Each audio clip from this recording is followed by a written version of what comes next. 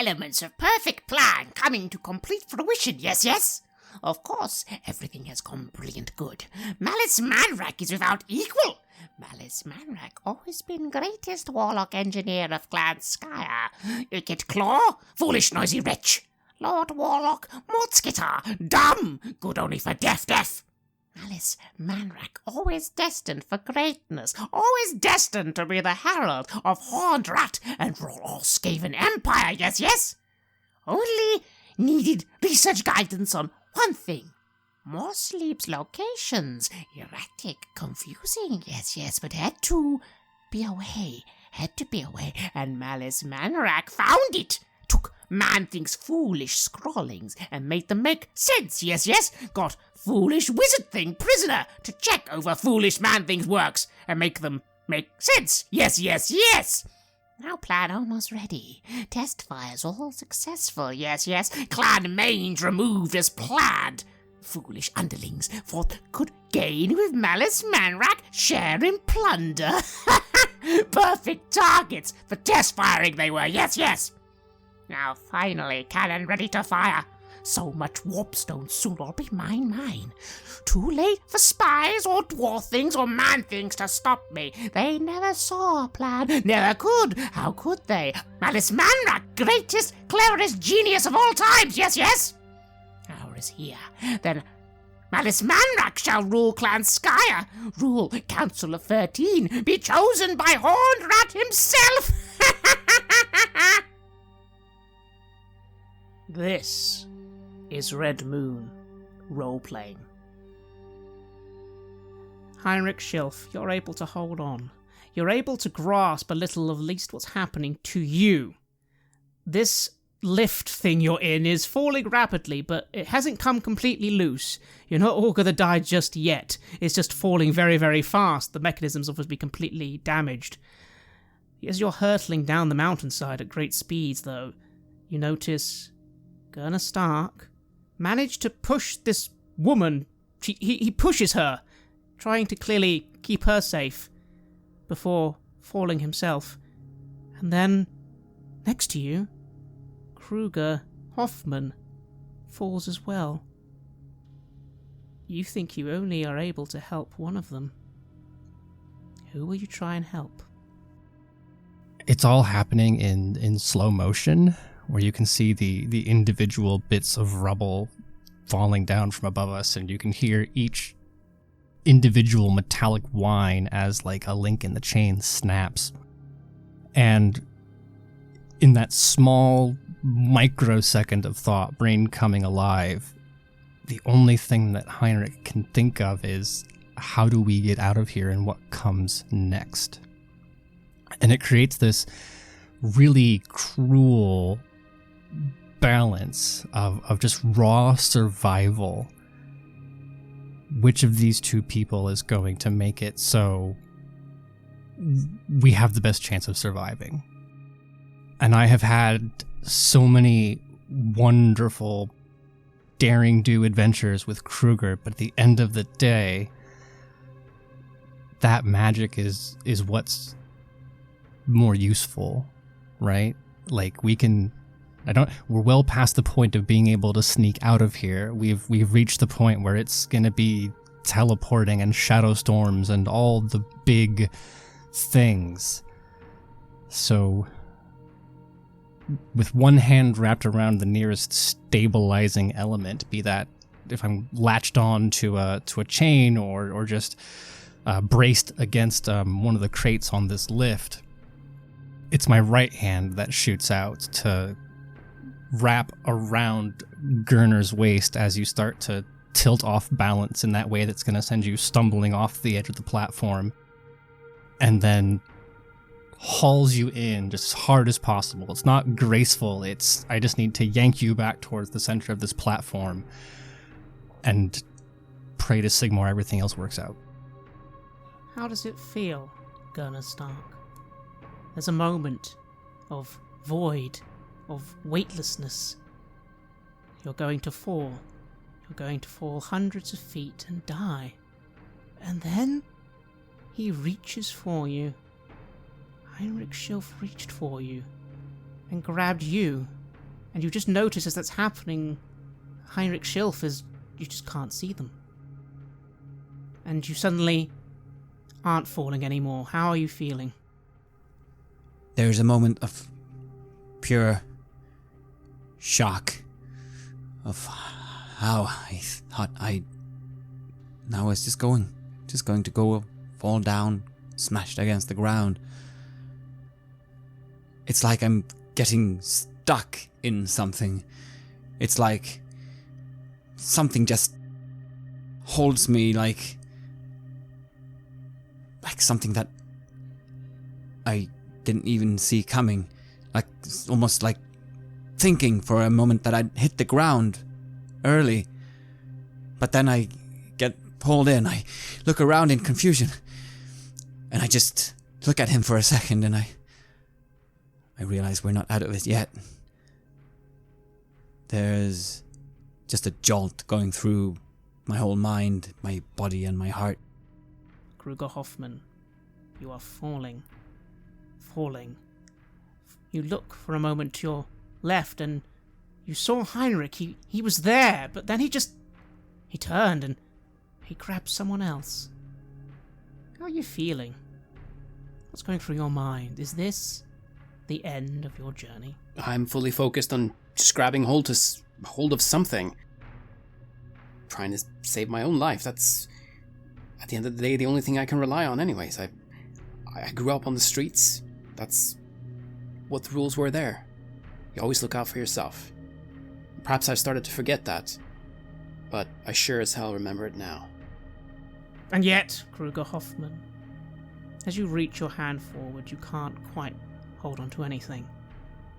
And you realize that it is only fate that will spare you now. If you burn a point of fate, you will survive. If not, you won't. What do you do? That's a very easy decision then. I will burn a point of fate, and I will rely on the fates to save me. And though your hand finds no purchase, somehow it's your foot. It gets caught in something, and you find yourself swung back. You're not entirely sure how the gravity's working here. It's all happening so quickly, but you feel yourself once again, at least somehow, get pulled back into the thing. Foot first. Very uncomfortable. Very painful.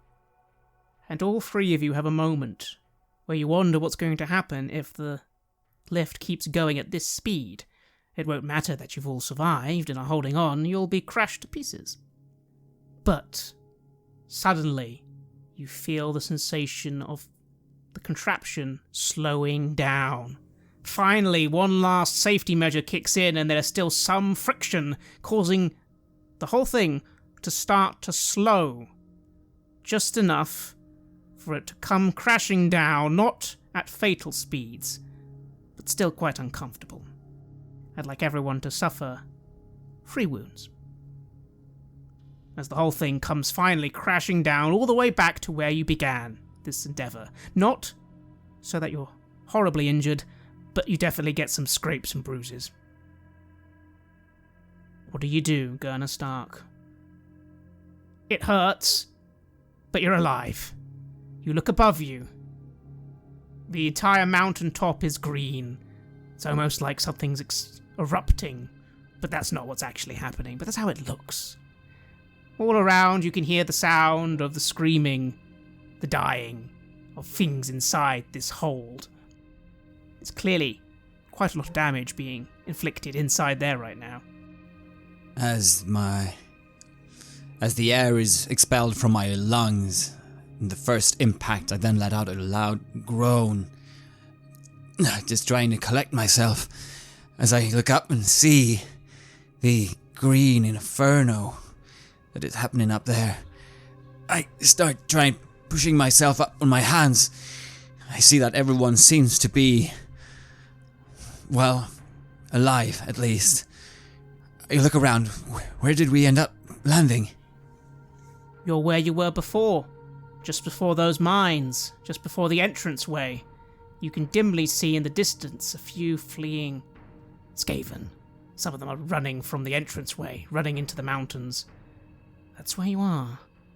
It's the middle of the night. The wind's starting to blow heavy. It's starting to snow. This is good. This is good. They're running. Snow is falling. They won't be able to follow us. The sound is going to be muffled. It's perfect. And I try and help anyone that's near me up on their feet. Come on. We've got to start making our way back through the pass. We're back where we started. What do you two do, Kruger? Heinrich? You're in a bit of pain. Not surprising. But you are alive. I don't know that I've seen Kruger since we started falling and I lost track. That's where my eyes are going. Panicked, like, of course eager to leave, but looking around, praying to Sigmar that I find a friend mostly on their feet as opposed to a crumpled pile of bones. You do find me, of course, having hung on by just my foot. I'm getting up and brushing myself off, and I ask, everyone all right? That was something. For a given value of all right, but I don't think it's over yet, as I imagine another giant chunk of catwalk or something comes smashing down closer to us than we would like. It certainly does. Granted, a lot of it's happening now very, very far above you. You have a feeling you would not be in such a good condition if you'd stayed up there a moment longer. How does that feel, Heinrich Schilf?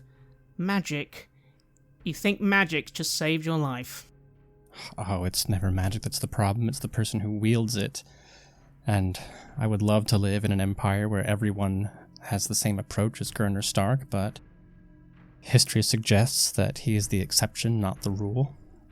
Let us not forget that it is magic and things like it that created this problem in the first place. The explosions are magic gone awry, and Sigmar knows what the warp stone is about. So I'm happy to make use of it when it is in the service of good, but too frequently it is not.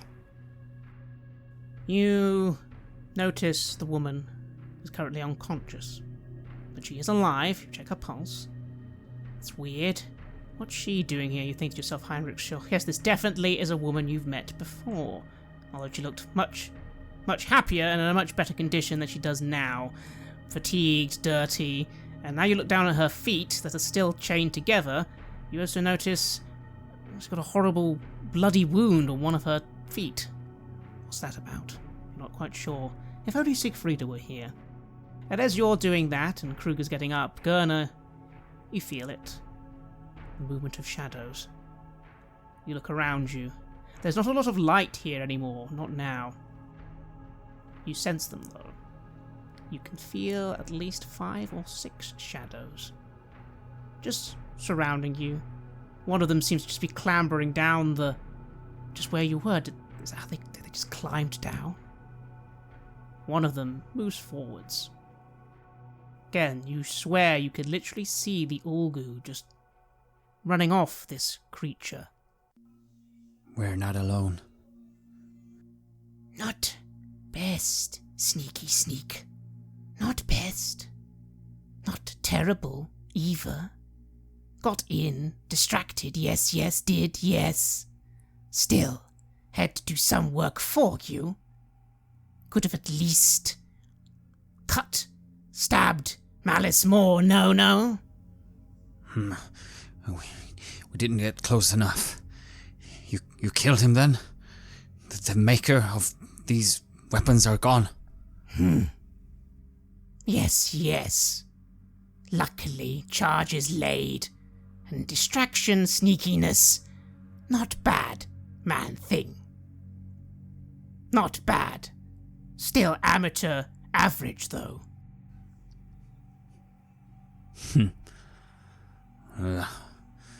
I was your useful tool. Now let us go and don't disturb the Empire again. Man thing, think much, say much, know little. But yes, time to go. Warning for man-things, says this being, and you can hear this, all of you can hear this, Kruger. Yes, this thing, what is this thing?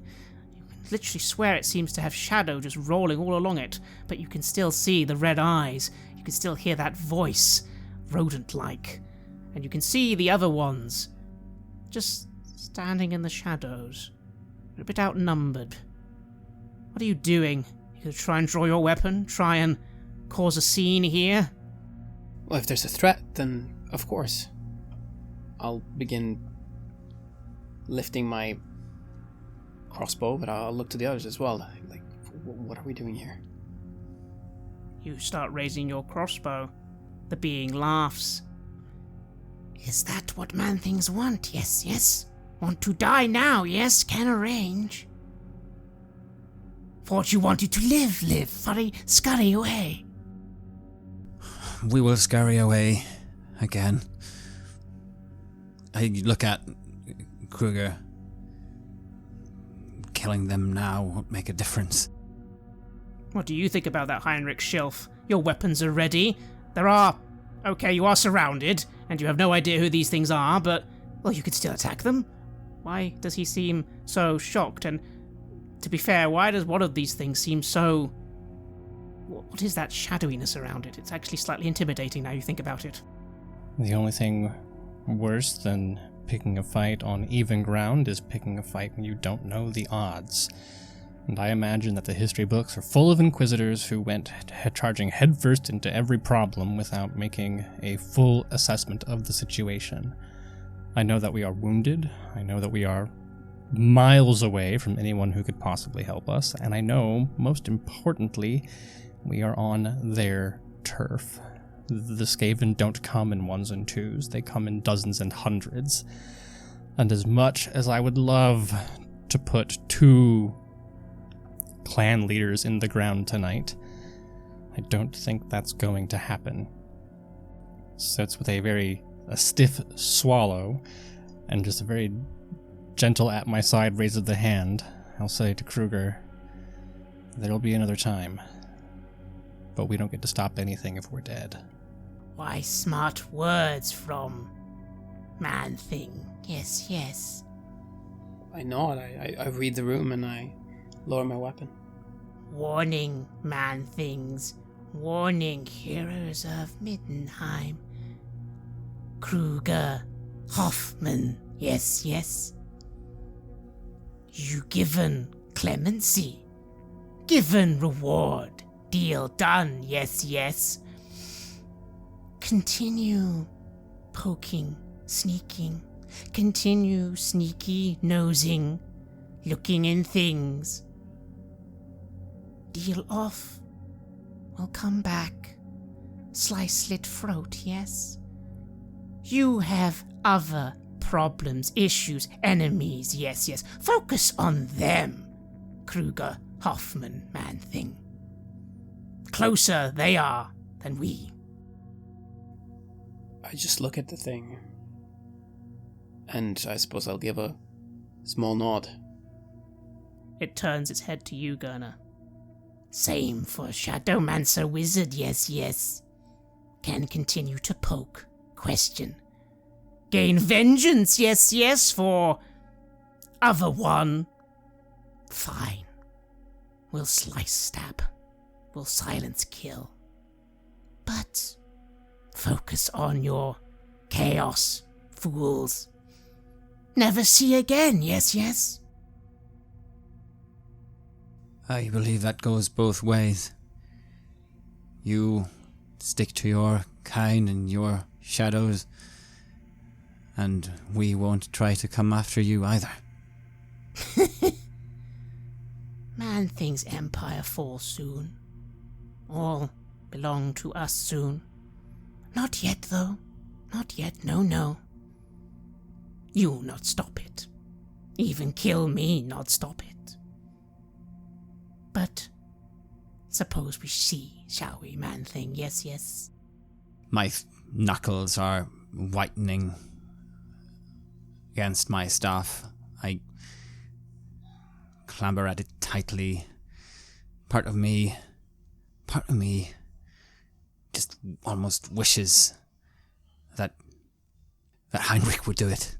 Just pull those guns and pull the trigger, and we'd be rid of this one too, be rid of any threat that would come in the night.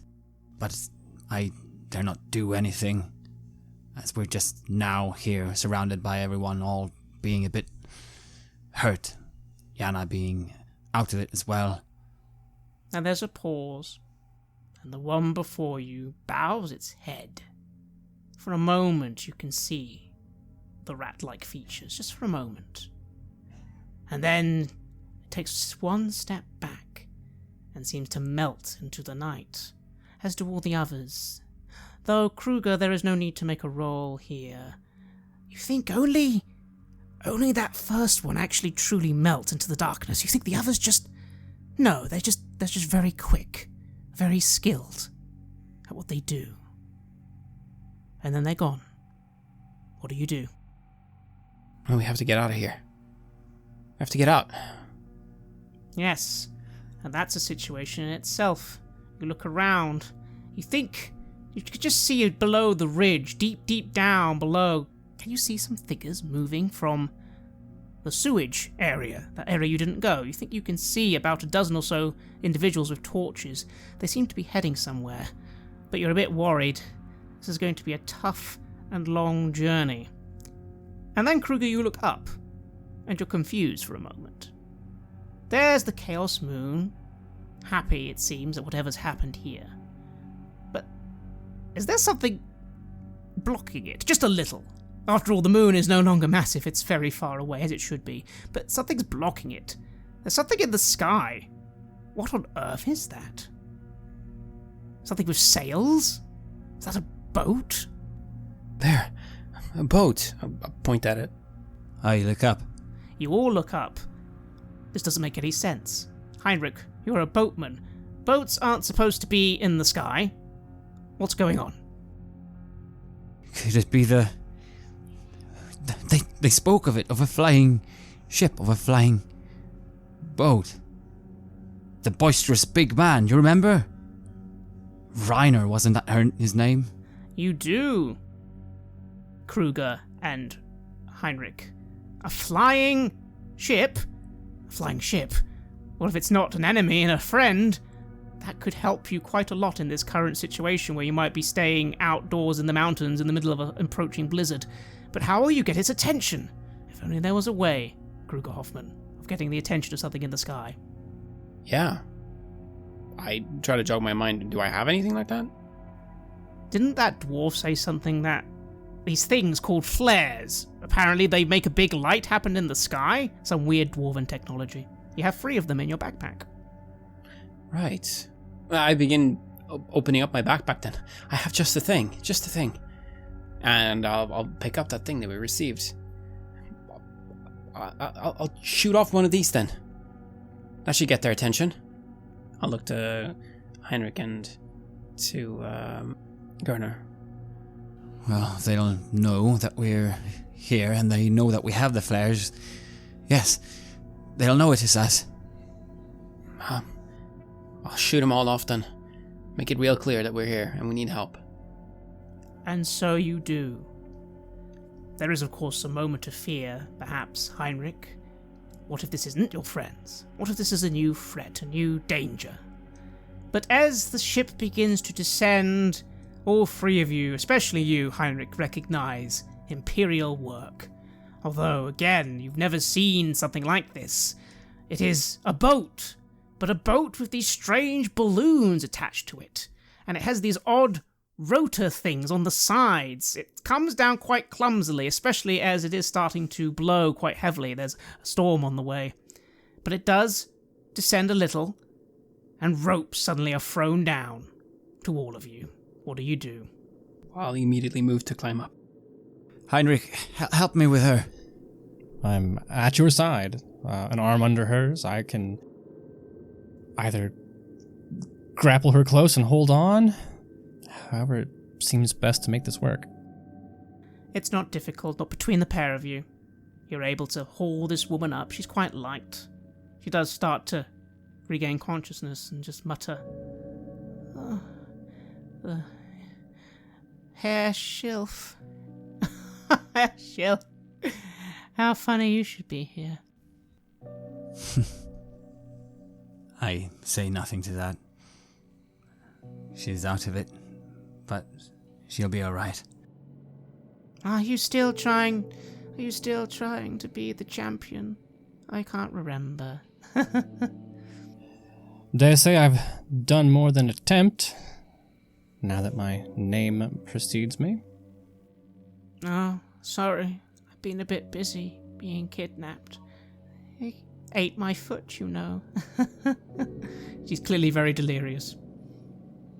I, like Gerner, am not entirely willing to place my my investigative instincts into the miasma of whatever's going on in this person's brain.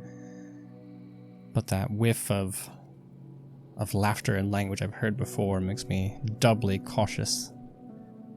The last person to speak to me like that had, shall we say, more sinister intentions.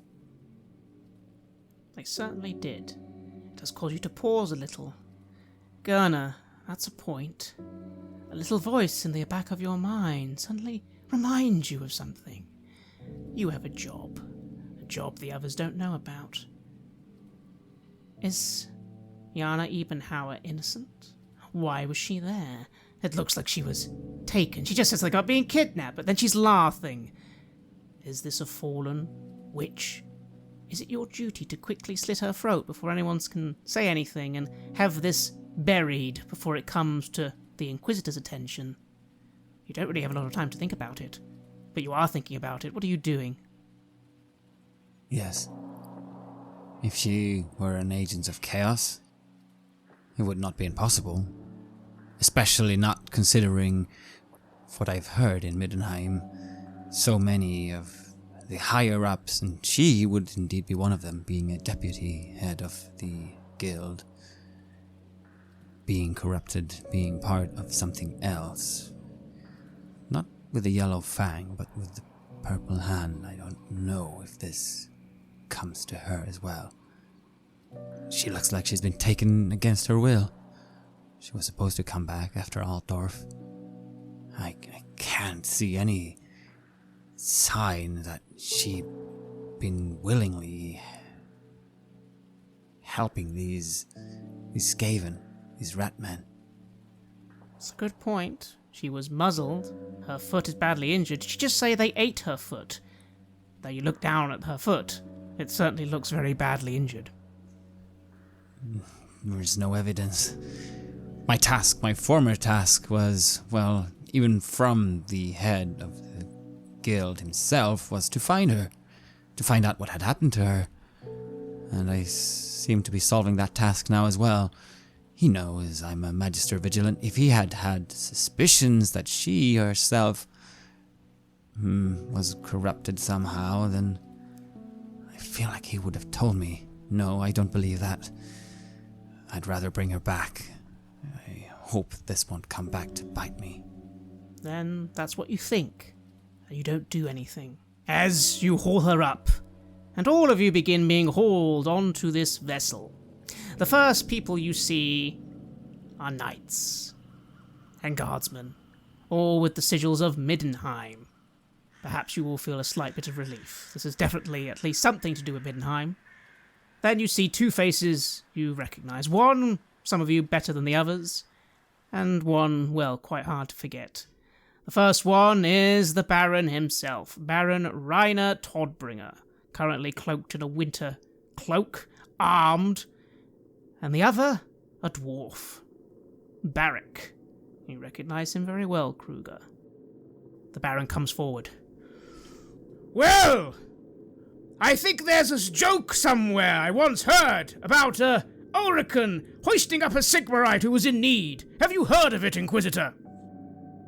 I can't say that I'm familiar, although I imagine the punchline is hilarious. Certainly! Ha ha! And he comes over and hits you hard on the back. It hurts a little. As I'm stumbling forward, I've been clapped over the shoulders quite a few times in the last few hours. Meanwhile, Barrett goes over to you, Kruger. You have a way of getting into some very strange situations, human. Still, you look alive. Where did you get a dwarven flair? Oh, you meet people along the way. Unexpected people sometimes. It seemed to have been a fortuitous meeting. He glances over the side of the vessel and points down. Who's that down there? There's people. Do we need to help them, or are they best left to die in the snow? Can we help them? Well, if they're not agents of chaos, human, then yes, of course. That's what I'm asking. Or are they Raki? I can't tell from here. There are captives among them. If we can spare them the plight of what waits, that would be ideal. You don't need to make a roll here, anyone, especially you, Kruger. Barrick looks a little out of it. He looks a bit concerned. He keeps looking at the ruins and then down. He is a dwarf, after all. He probably is feeling something, seeing a dwarven hold currently very much on as much fire as a mountain can be on. But, at your instruction, they will lower some more ropes, and a mixture of guards and knights start hauling up people. Dwarves. Humans. One of them is Hetri. She looks over at the lot of you. Huh. So, you, I don't know how you did all that, but well done. Did you find the safe room? That's where all the self-destruct stuff is. How did you find it? What? I thought it was you that set it off. No. Without you lot, we couldn't do it. We lost a few good people. But again, I'm not complaining. You helped us enough, but we didn't have time. Not without you people with weapons. No offense. Huh. So someone else must have set it off then. Well, it was ultimately what helped us complete part of the mission. Though Kruger here had already sent the cannon reeling into a wall. The weapon should be gone for now. I look over to the Baron. Well, Baron Toddbringer, your arrival couldn't have been more fortunate. Well, of course! I don't know what's going on, though. What's actually happening? We got to the picket line. You see, I know my sister said I shouldn't help. And, well, I was not going to help, but then I thought, well, hang on. If I come a day later, you'll have already done things, and then I can help, right? Ha! But then I got there, and apparently you'd gone off to the mountains somewhere. And here we are, trying to find you. What on earth is happening here? Is this dwarven hold? And Barrick says, Aye, Baron. I think is this Carrick Skiag? What's happened here? Well, that's a fairly long story. As it is now, the rat men had taken over the place, turning it into some sort of vile factory where they were constructing an enormous cannon, something with destructive powers beyond normal measures. I imagine this one here would know a bit more. I don't know if you're familiar with Jana, the deputy head of the guild. We believe she was taken captive and somehow forced to help with this weapon, though I'm not sure how much she actually did. At that the Baron says, Ah, of course, the deputy head! What? Why is she here? What's the meaning of this? And Barrick comes towards you, and then you, Heinrich, and frowns a little. That's odd. We didn't know about this. Why is she here, Inquisitor? Is this... Oh no. Do we need to set this one to the pyre? At this point, Yana, or Yena, you're not quite sure how it's pronounced. It's one of those strange Reiklander names, does pipe up.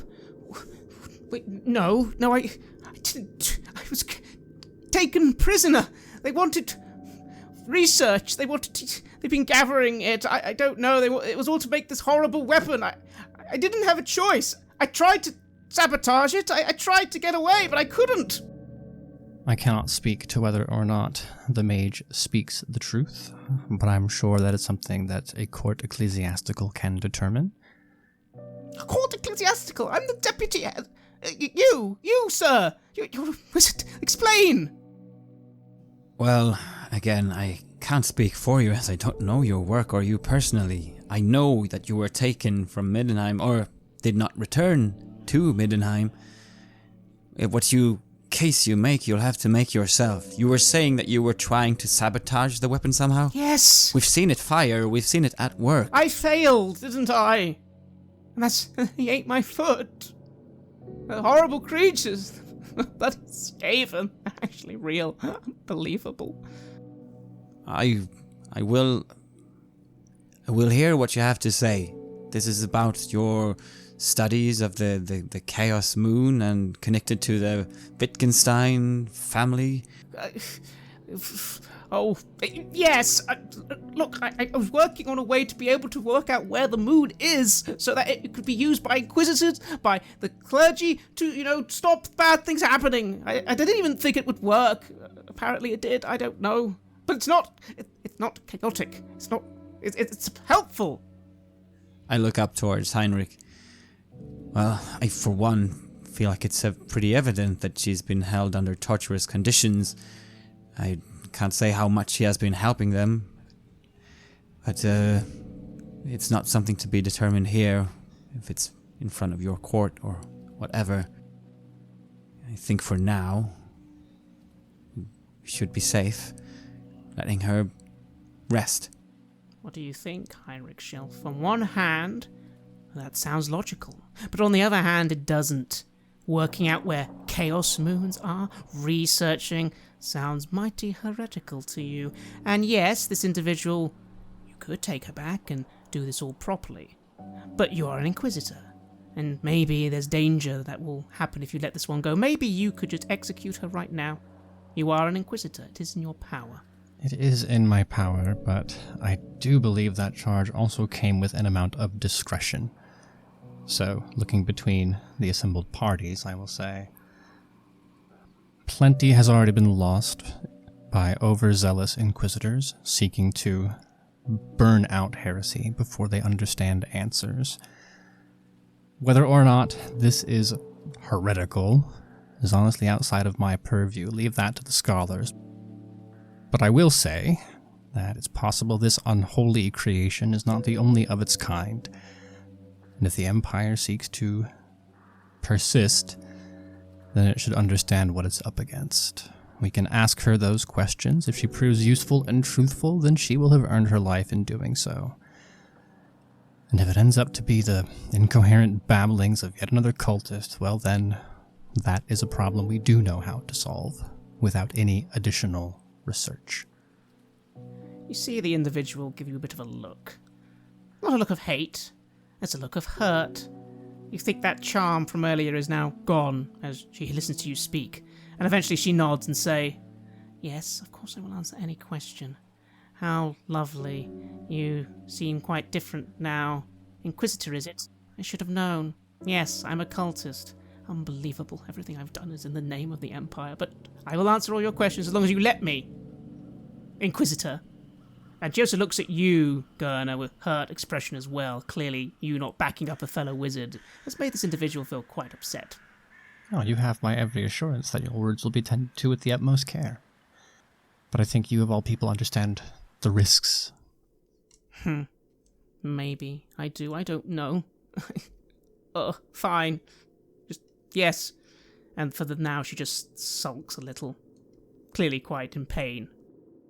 At your words, Barrack nods and says, "Very well, Inquisitor, we will take her back, but I will want some words with you, Stark. Why we didn't know about this. Was your guild keeping secrets again?" I can't speak immediately for the guild master, but are you saying that you've been kept out of the loop that Yana had been missing? Of course I have. And yes, you will remember, it's only you who've informed anyone of her disappearance. You informed the Midden Marshal, but you don't actually know who this dwarf is. You never met them before. Seem to know Kruger, though. I'll look between the dwarf, then, and Kruger, seeing as how they seem to, know each other, and I try to just think how much I would want to say here. I do incline my head. Again, that would be something for the guild master to speak of, not me. Not a bad answer. A diplomatic one, you think to yourself, Gurner. Let them sort it out. Your job is done. At least you think it is. How does it feel? In a weird, roundabout fashion, you actually succeeded not only on this mission, but the other mission as well. You have found your missing wizard. Yes. I want to focus on that. I'd like to think that is the main things we're taking home today. But it is with a bitter aftertaste that we, first of all, we weren't able to ascertain that this warlock actually died. That such a weapon would not be created again, and then after that, knowing that this other shadowy one is going to keep trying to do little stabs at the Empire in other ways. I don't know who he's a servant of, or if he is a leader indeed himself. Felt like if he could come in like that and finish the job like that, then why bother having us there at all? Were we supposed to be a distraction? How much did we actually do? When you think about it, you have to admit, you did cause a very, very big distraction. I suppose we did at that. But who set up the black powder? Did they do that as well? I look around and I see the people we've actually saved. I try to take that in as well. But at some point, I can't take home the victory.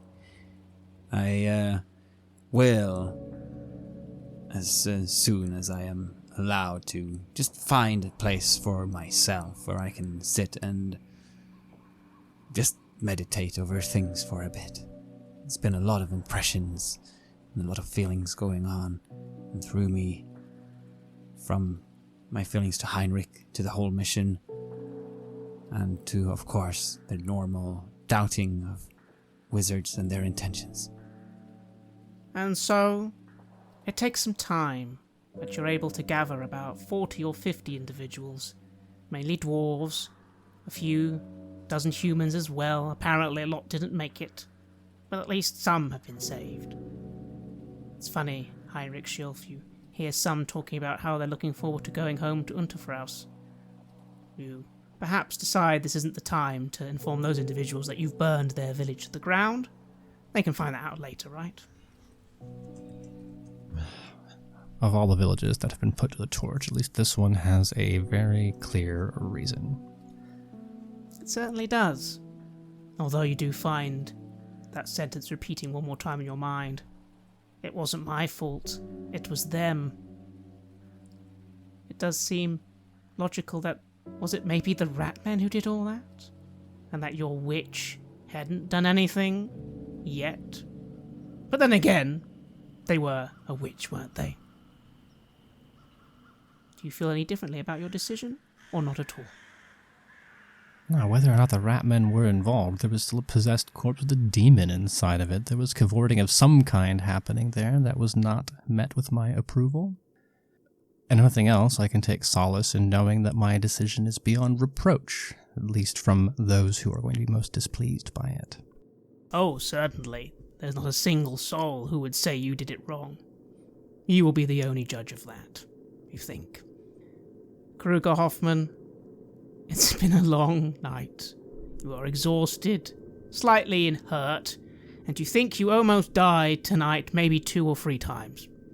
But now this strange vessel is flying away, rocking every now and then. There is a bit of a blizzard going, but it seems like you're above it, flying back to safety. How are you feeling? Just happy to be alive. We did what we set out to do. Hopefully we can get some rest after this.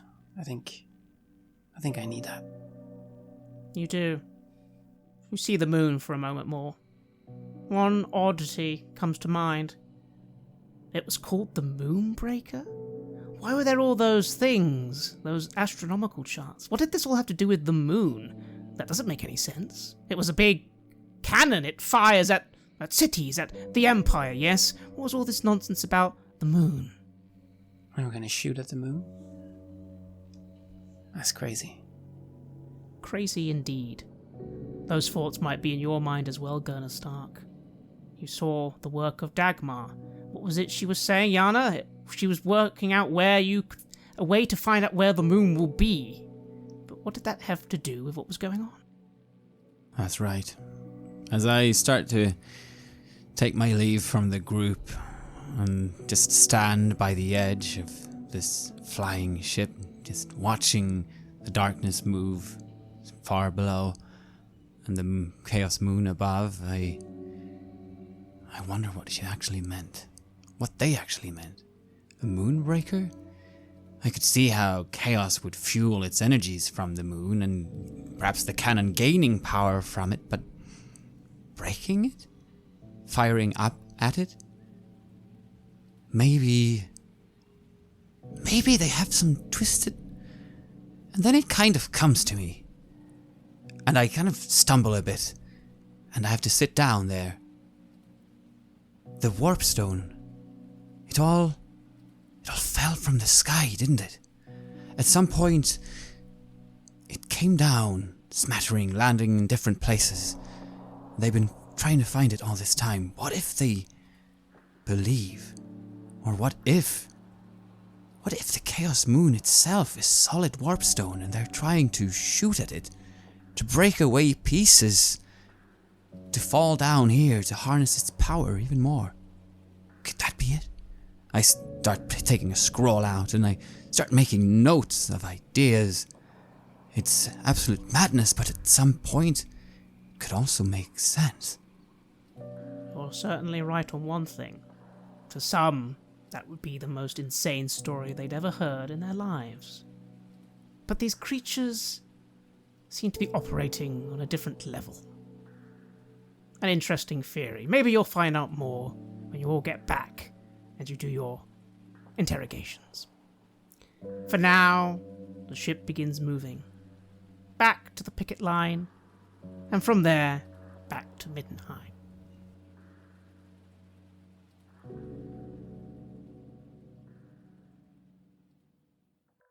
You have listened to an episode of Red Moon Roleplaying, where we played the legendary campaign The Enemy Within for Warhammer Fantasy Roleplay 4th edition, published by Cubicle 7. In this fourth part of the series, we are tackling The Horned Rat. Joining us as players in this series are none other than Aaron Hammonds from Queen's Court Games and our dear friend Matthew Dawkins. The music was made by Flowers for Body Snatchers, Wordclock, Metatron Omega, Aegir Sonus, Apocryphus, Halgrath, and Northumbria, featuring a number of collaborations with other artists, and was used with permission from their label Cryochamber. Check out their website at cryochamber.bandcamp.com or their YouTube channel for some moody dark ambient for your gaming table. We would like to give massive thanks to our champions of the Red Moon, Martin Heuschober, Simon Cooper, David, Julia, Camilla, Bob Lange, Cameron, Graham Barey, Doug Thomson, Lily, and Mike Parker for their generous support. We would of course also like to thank all of our other patrons. Without your support, the show would not be possible. If you want to support our work, please check it out on Patreon. You can get access to our Warhammer Fantasy Roleplay bonus campaign, Rough Nights and Hard Days, as well as bonus campaigns for Cult of Divinity Lost and Call of Cthulhu there.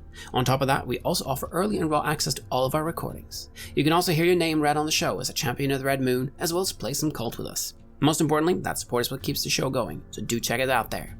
Thank you again for listening, and remember that Skaven are definitely not real, and even if they were, the Emperor would have already dealt with that threat